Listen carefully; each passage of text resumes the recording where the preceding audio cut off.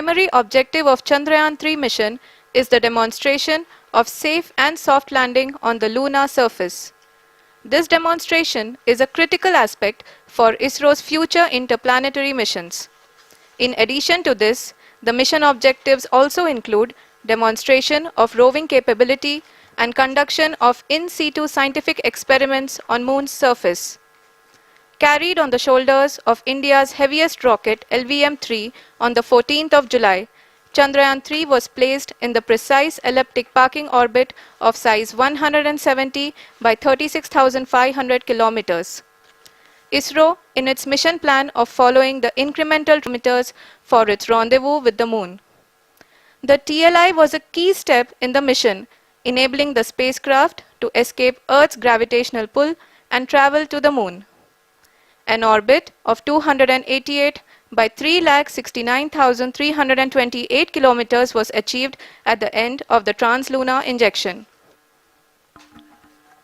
जी हाँ, translunar injection किसी भी इंटरप्लेनेटरी मिशन के लिए बहुत ही आवश्यक परंतु कठिन ऑपरेशन होता है। इस सफल मैन्यूवर के बाद चंद्रयान-3 पृथ्वी से दूर निकलकर चंद्रमा के प्रभाव क्षेत्र में एक हाइपरबोलिक ट्रेजेक्टरी के द्वारा पहुंचाया गया। पुनः 5 अगस्त 2023 को लूनर ऑर्बिट इंसर्शन के द्वारा चंद्रयान-3 को 160 किलोमीटर के पेरीलून और 18,000 किलोमीटर के अपोलून के साथ चंद्रमा के इलिप्टिकल ऑर्बिट में स्थापित कर दिया गया। टीएलआई के तरह एलओआई भी एक बहुत जटिल ऑपरेशन होता है। इसमें हमें यह ध्यान देना आवश्यक होता है कि उपग्रह के वेगमान को एक निश्चित बिंदु से घटाया जा सके, अन्यथा उपग्रह चंद्रमा के प्रभाव क्षेत्र से बाहर निकल जाएगा। एलओआई के सफलतापूर्वक परिचालन के बाद चंद्रयान-3 की कक्षा को 4 बार और परिवर्तित किया गया। इस दौरान चंद्रमा की अधिकतम ऊंचाई को घटाकर 160 किलोमीटर कर दिया गया। इस पूरी प्रक्रिया में प्रपल्सन मॉड्यूल का लगभग 755 किलोग्राम ईंधन का उपयोग हुआ और चंद्रयान-3 के वेगमान को लगभग 850 मीटर प्रति सेकंड कम कर दिया गया। लैंडर मॉड्यूल को लगभग 150 किलोमीटर के सर्कुलर ऑर्बिट में स्थापित करने के बाद 17 अगस्त 2023 को प्रपल्सन मॉड्यूल से अलग कर दिया गया। पुनः लैंडर मॉडल के ऑर्बिट को 2 डीबूस्ट मैन्यूवर्स के द्वारा 150 किलोमीटर के सर्कुलर ऑर्बिट से घटाकर 25 गुणे 130 किलोमीटर के एलिप्टिकल ऑर्बिट में स्थापित कर दिया गया। इस दौरान यह भी सुनिश्चित कर दिया गया कि 800 न्यूटन के चारों थ्रोटेबल थ्रस्टर्स पावर डिसेंट के समय किसी भी चुनौती का सामना कर सकें। लैंडर मॉड्यूल इस ऑर्बिट में 4 दिन तक चंद्रमा की परिक्रमा करता रहा ताकि इसके सभी सब सिस्टम को पावर डिसेंट से पहले कार्यात्मक रूप से वेरीफाई और वैलिडेट किया जा सके। इस दौरान चंद्रयान-2 और लैंडर मॉड्यूल की आपस में बातचीत भी हो चुकी है। और संक्षेप में अब तक की यात्रा की बात करें तो लैंडर मॉड्यूल अब तक 21 बार पृथ्वी के और लगभग 120 बार चंद्रमा का चक्कर लगा चुका है और इस पूरी यात्रा में लगभग 55 लाख किलोमीटर की यात्रा भी पूरी कर चुका है। अब तक के इस पूरे अभियान में यह भी सुनिश्चित किया गया कि सारे ऑर्बिट मैन्यूवर्स इस प्रकार किए जाएं कि लैंडिंग साइट पावर डिसेंट की शुरुआत से ही लैंडर के ऑर्बिटल प्लेन में बना रहे।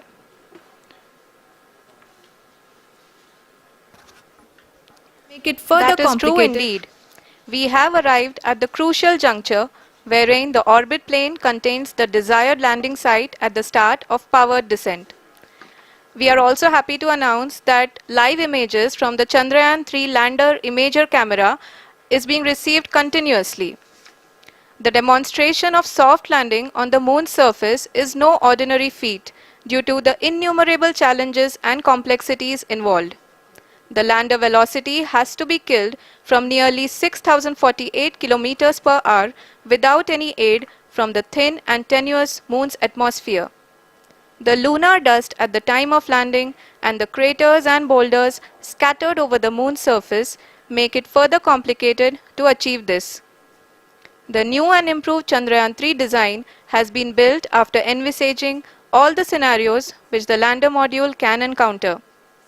With several software improvements, provision for full-level redundancies, a plethora of special tests, namely The integrated hot test, integrated cold test, and lander leg drop tests were carried out for the lander module. The success of these tests has provided great confidence in the performance of all the onboard sensors, propulsion system, and associated guidance, control, and navigation algorithms. The key findings during the tests have enabled to improve the overall system performance. The largely unexplored south pole of the moon has been chosen as the intended landing site since there is a possibility of finding ice and other minerals which would be vital resources for future explorers. Apart from continuing investigations pioneered by Chandrayaan 1 and Chandrayaan 2, the Chandrayaan 3 mission will also provide invaluable data to the science community around the world. Let us give our viewers a glimpse on the configuration of Chandrayaan 3 mission.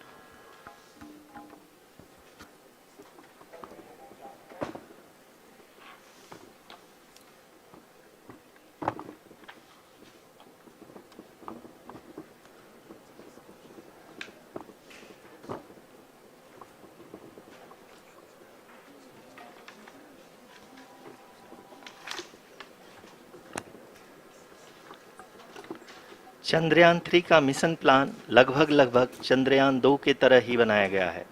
यहाँ यह भी सुनिश्चित किया गया है कि चंद्रयान 3 को rocket से अलग होने से लेकर के चंद्रमा के निकटतम कक्षा में स्थापित होने तक सारी गतिविधियां चंद्रयान 2 के तरह ही हों। और अब हम यह कह सकते हैं कि यह प्लान पूरी तरह से 100% सफल रहा। हालांकि लैंडर मॉड्यूल के सेंसर्स और प्रोपल्शन सिस्टम को इस तरह से मजबूत किया गया है कि लैंडर पावर डिसेंट के समय किसी भी आपदा से बाहर आकर के मिशन के मुख्य उद्देश्य को पूरा कर सके।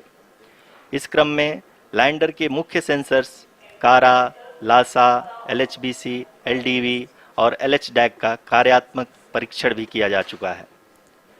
LDV जो कि पूर्णतः स्वदेशी तकनीकी से बनाया गया एक नया सेंसर है, इसका मुख्य कार्य लैंडर के वेलोसिटी को तीनों अक्षों में कंप्यूट करना है। पावर डिसेंट के दौरान लैंडर के सटीक पोजीशन और वेलोसिटी का ज्ञान होना बहुत ही आवश्यक है।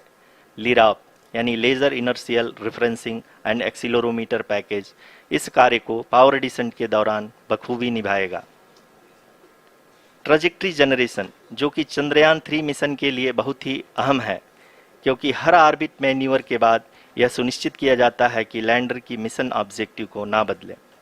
इस क्रम में मैं यह भी आपको बता दूं कि ऑर्बिट डिटर्मिनेशन जो कि उपग्रह के पोजीशन और वेलोसिटी को बहुत ही एक्यूरेटली बताता है, एक बहुत ही कठिन और जटिल कंप्यूटेशन और एस्टिमेशन होता है। यहाँ यह भी जानना महत्वपूर्ण है कि चंद्रयान 2 का OHRC पेलोड अब तक काफ़ी ऊंचे स्तर का डैम प्रदान किया है, जिसके फलस्वरूप लैंडिंग साइट के सीमा को बढ़ाकर 4x2.4 किलोमीटर कर दिया गया है, जो कि पावर डिसेंट के दौरान सॉफ्ट लैंडिंग कराने में काफ़ी सहायक सिद्ध होगा। Apart from the sensors, Chandrayaan 3 is equipped with a suite of sophisticated payload instruments. While Chandrayaan 1 and Chandrayaan 2 orbiter have provided abundant remote sensing data of Moon, equally important are the on-site localized measurements that provide ground truths. Lander and rover have payloads which are completely new and will perform in situ analysis of lunar surface. The two spectroscopes on rover, APXS and LIBS, will actively measure the surface elemental abundances at the landing location and surrounding area. The lander carries a seismometer ILSA that can sense impact events and lunar quakes. The thermal probe CHAST will measure the temperature profile and thermal conductivity of Moon's regolith. The Rambha payload will carry out lunar ionosphere studies, while the laser retroreflector array shall be a passive location indicator for future spacecraft equipped with laser altimeter. The propulsion module has not been left behind, and an experimental shape payload has been added to it as a value addition. It will help in understanding the nature and characteristics of water-rich planets and will also aid in the future study of potentially habitable exoplanets. We are minutes away from the start of powered descent. The entire powered descent shall be carried out by the onboard autonomous landing sequencer or ALS, which is a series of instructions preloaded to the lander module. These instructions include the commands to be executed, data to be collected and analyzed, and decisions to be made and executed autonomously throughout the powered descent.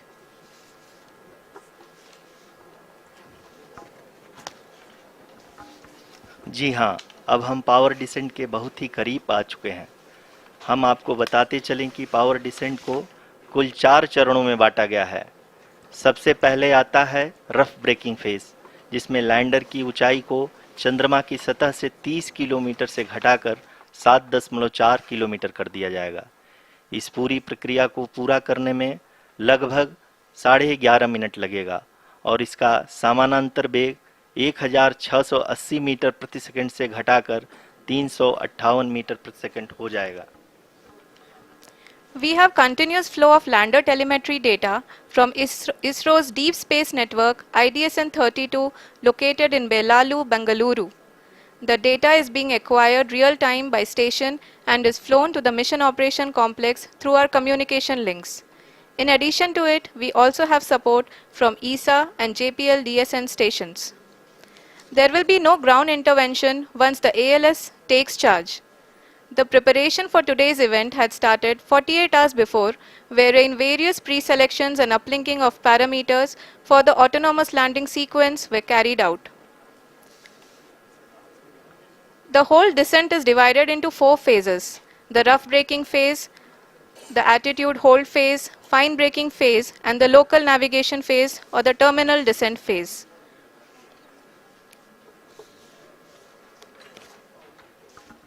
जी हाँ, attitude hold phase, जो कि power descent का दूसरा चरण है, एक बहुत ही महत्वपूर्ण फेज है। इस 10 सेकंड के स्मॉल ड्यूरेशन के दौरान लैंडर के 2 महत्वपूर्ण सेंसर कारा और लासा लैंडर की ऊंचाई की गणना करेंगे। इस फेज के पूरा होते ही लैंडर चंद्रमा के सतह से कुल 6.8 किलोमीटर की ऊंचाई पर होगा।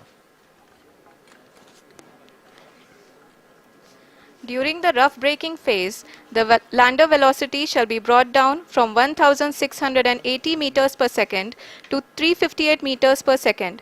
The altitude will be brought down from 30 kilometers to 7.4 kilometers at the end of rough braking.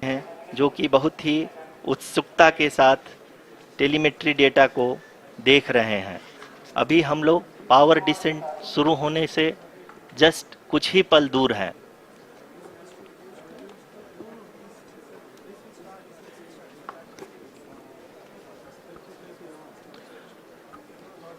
Power descent शुरू होने में लगभग 30 सेकंड ही बचा है और हमको ये सारे data mission operation complex room में IDSN-32 के द्वारा, जो कि लगातार लैंडर के कनेक्शन में बना हुआ है, प्रदान कर रहा है। Dear viewers, the pivotal power descent has begun and the lander module is propelling towards the moon's surface along the intended trajectory.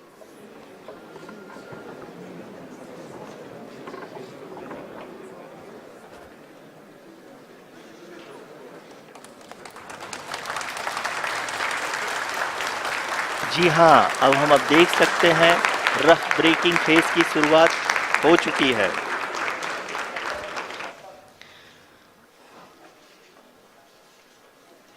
During this rough braking phase, the lander velocity shall be brought down from 1680 meters per second to 358 meters per second. The altitude will be brought down from 30 kilometers to 7.4 kilometers at the end of rough braking. All this in the duration of 690 seconds or 11.5 minutes. Currently, the Laser Inertial Reference and Accelerometer package (LIRAP) is aiding in the navigation. जी हाँ, अभी आप अपनी screen पे देख सकते हैं कि lander अब तक कुल 191 किलोमीटर हॉरिजेंटल दिशा में चल चुका है और अभी तक इसकी वेलोसिटी लगभग 31 किलोमीटर बनी हुई है।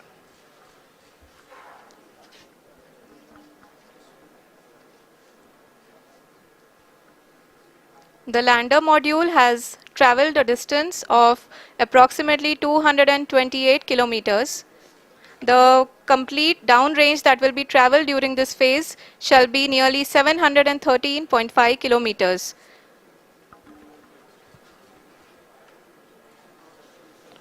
जी हाँ, कुल 745 किलोमीटर के इस रफ ब्रेकिंग फेज में आप देख सकते हैं कि हम लोग लगभग अपनी यात्रा 20% कंप्लीट कर चुके हैं।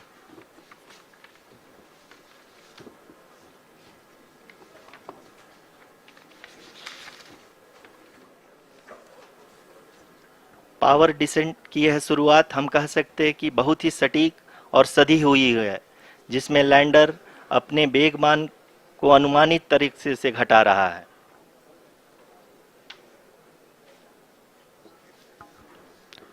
The altitude of the lander module will reduce from 7.4 kilometers to 6.8 kilometers during the next phase, which is going to be the attitude hold phase.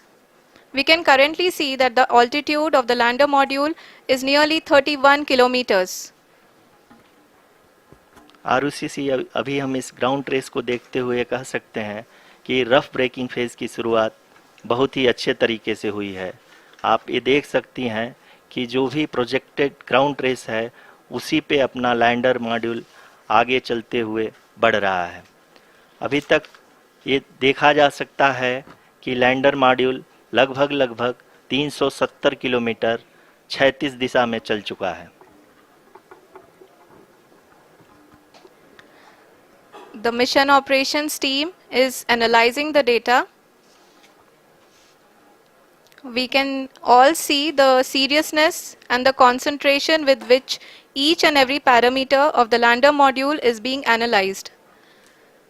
The performance so far seems to be nominal. जी आरुषि, चूंकि ALS activate किया जा चुका है इसलिए ground से कोई commanding नहीं की जा रही है। इस दौरान आपके स्क्रीन पे सारे डेटा इसरो के डीप स्पेस नेटवर्क से रियल टाइम में आ रहे हैं। इस मिशन में सेकेंड और थर्ड ऑर्डर गाइडेंस पॉलिनोमियल का प्रयोग हुआ है, जो कि इनर्शियल थ्रस्ट और एंगल के हमेशा सुनिश्चित करेगा। During the entire descent, there is no ground intervention as the ALS has taken charge. The preparation for today's event had started nearly 48 hours before, wherein various pre-selections and uplinking of parameters were done. We can see that the vertical velocity of the lander module has been brought down. It is continuously coming down. And the ALS had already been initiated 1 hour before the scheduled time of the power descent start. Following this, the throttleable engine electronics module, the TECM, was switched on and lander was oriented to the favorable attitude. जी हाँ, आप अपनी screen पे देख सकते हैं कि lander module जिसकी शुरुआत में वेलोसिटी 1680 मीटर पर सेकंड थी, लगभग 1150 मीटर पर सेकंड हो चुकी है, जो कि एक बहुत ही मैजेस्टिक शुरुआत कही जा सकती है इस रफ ब्रेकिंग फेज के लिए।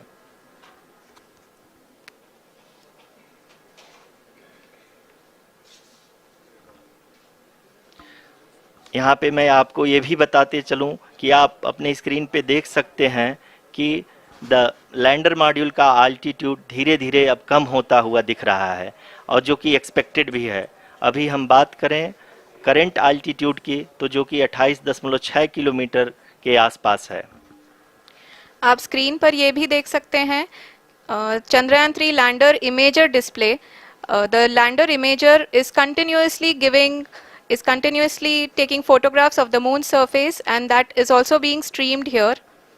Currently the horizontal velocity has been brought down and the distance traveled is 574 kilometers. The current altitude is 27 kilometers as can be seen on the screen. जी हाँ, करीब अपने आधे सफ़र को पूरा करते हुए इस रफ ब्रेकिंग फेज में लैंडर बहुत ही आगे की तरफ बढ़ते हुए अपनी ऊंचाई को घटा रहा है। अगर अब बात करें तो लैंडर की ऊंचाई चंद्रमा के सतह से लगभग 27 किलोमीटर से नीचे हो चुकी है, करीब करीब 26.7 किलोमीटर के आसपास है। The next phase after the rough braking phase is the attitude hold phase, which will be for a duration of nearly 10 seconds. The lander will be oriented such that both the altimeters will be looking exactly towards the moon's surface. At the end of this attitude hold phase, height measurement update to navigation system will be given from the laser and car band altimeters. Currently, we are in the middle of the rough braking phase.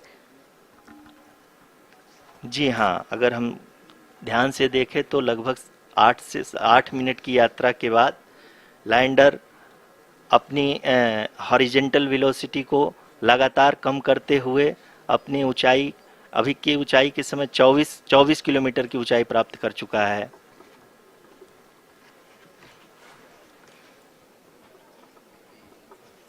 अब तक के आंकड़े को देखते हुए हम कह सकते हैं कि लैंडिंग पूरी तरह से नॉमिनल है।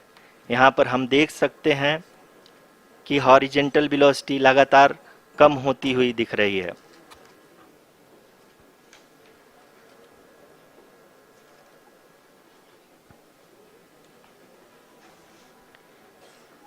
The altitude of lander from ground is currently 22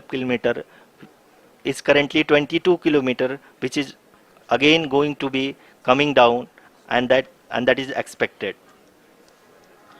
For the viewers who have joined now, we are in the power descent phase, and we are in the rough braking phase, which is the first phase of the power descent. We have currently traveled a downrange of 697 kilometers, and the downrange that has to be traveled during this phase is 713.5 kilometers. जी हाँ, अभी आप देख सकते हैं कि lander की horizontal velocity लगभग 720 metre प्रति सेकंड हो गई है। लगभग हम ये कह सकते हैं कि 900 मीटर प्रति सेकंड वेलोसिटी को कम किया जा चुका है।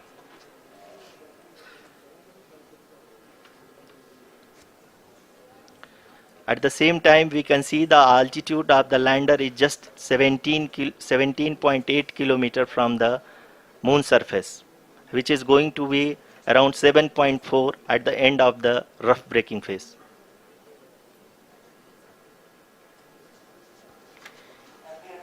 इस फेज के बाद हम जाएंगे towards the attitude hold phase, where we will be expecting sensor update from the laser and car band altimeters.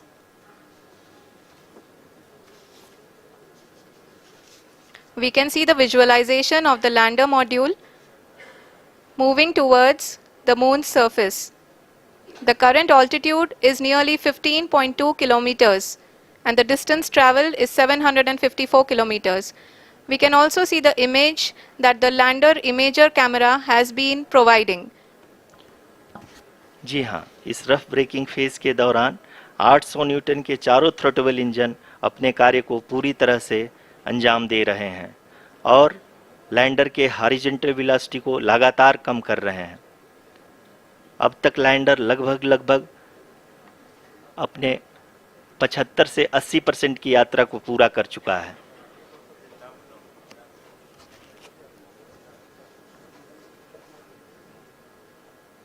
After the rough braking and the attitude hold phase, we shall be having the fine braking phase, which will continue for nearly 3 minutes. The whole phase is being driven by the autonomous landing sequencer, and there is no intervention from ground. जी हाँ आरुषि, अभी आप अपनी screen पे देख सकती हैं कि जो करंट आल्टीट्यूड है चंद्रमा के सतह से लगभग 10 किलोमीटर के आसपास है। जी हाँ, हम अपने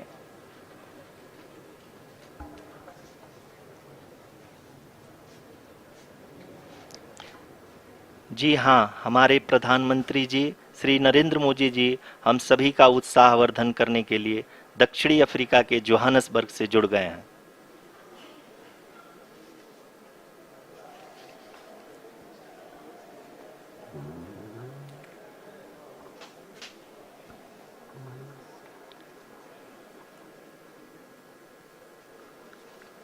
Yes, we are privileged to have with us Honorable Prime Minister of India, Shri Narendra Modi ji, who has joined us from South Africa's Johannesburg to encourage us.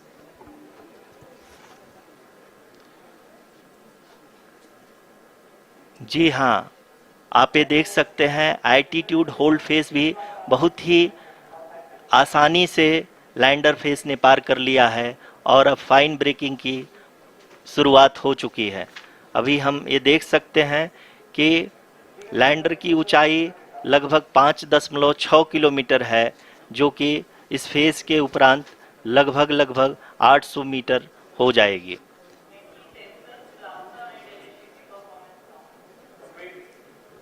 We can hear from the mission operations team that the sensors are performing nominally, and we are currently in the midst of the fine braking phase, which is going to continue for 3 minutes, and the altitude is going to be reduced to nearly 800 meters at the end of this phase.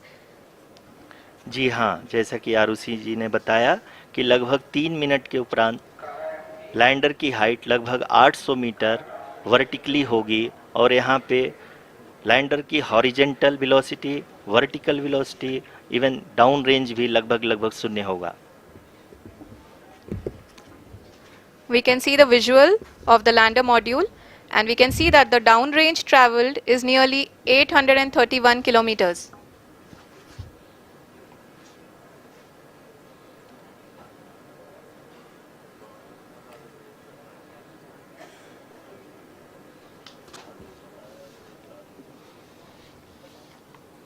जी हाँ, आप अपनी screen पे देख सकते हैं कि lander की ऊंचाई अब चंद्रमा की सतह से लगभग 3 किलोमीटर से कम हो चुकी है। We are very close to the moon's surface, nearly 2.6 kilometers as we can see.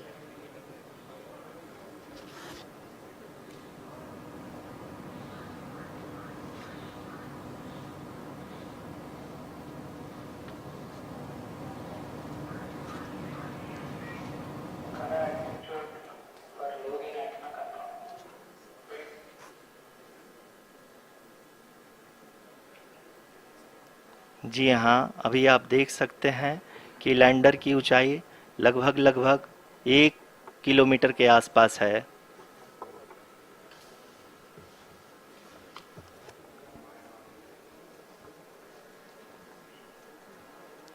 We are nearing the final phase of the power descent, which is going to be the vertical descent phase or the local navigation phase. जी हाँ, अब हम fine breaking wave के एकदम करीब आ चुके हैं। हाँ, आप तालियों के गड़गड़ाहट से सुन सकते हैं कि हम लोगों ने तीसरे चरण को भी बहुत ही सफलतापूर्वक हासिल कर लिया है और अभी हम वर्टिकल डिसेंट फेज में आ चुके हैं, जिसकी शुरुआत भी बहुत ही अच्छे ढंग से हो चुकी है।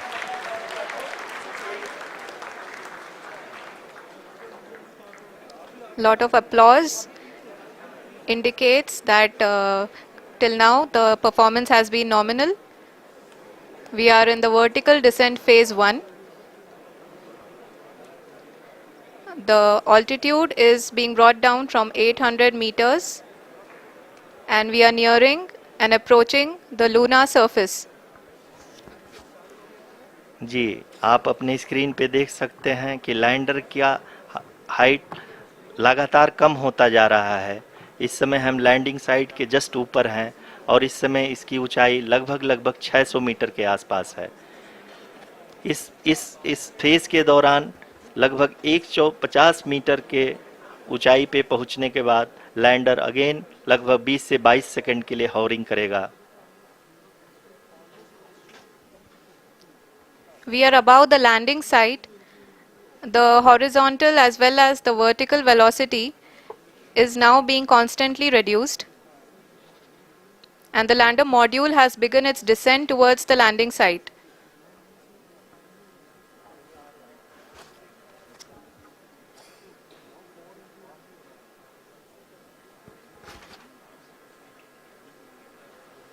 जी हाँ, आप अपने स्क्रीन पे देख सकते हैं, ये जो पथ निर्धारित किया गया है, लैंडर पूरी तरह से उसी को ही फॉलो कर रहा है। इस समय हम लगभग 200 मीटर की हाइट से भी कम आ चुके हैं।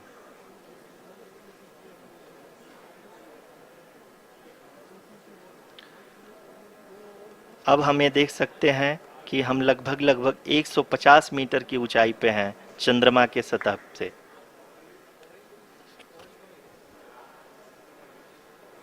We are approaching the vertical descent phase 2, which will have the lander module hovering at nearly 150 meters above ji the हाँ। lunar surface. जी हाँ, आप इस तालियों के गड़गड़ाहट को सुन सकते हैं, जो कि सेकेंड हाइब्रिड फेज के कंप्लीट होने के बाद इन सारे वैज्ञानिकों के द्वारा की जा रही है।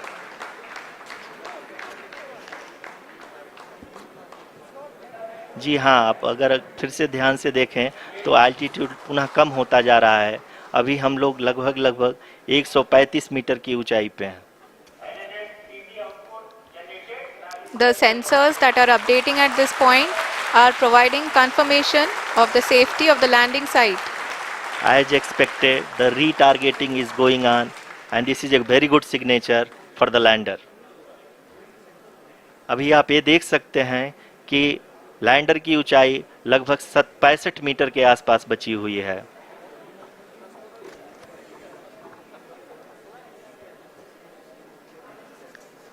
Currently, only 2 engines are now being fired, and we are nearly at zero velocity, vertical and horizontal. We were hovering, and now we are approaching the moon's surface. धीरे धीरे लैंडर की वेगमान को कम किया जा रहा है और हम अब लगभग 50 मीटर से भी कम आ चुके हैं। We can see the Honorable Prime Minister, Shri Narendra Modi ji, who is here to encourage us, and he is critically looking at the visuals.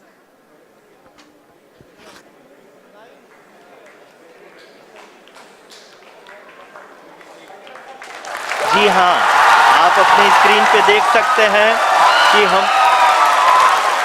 Lander module People are applauding. Let us all wait to hear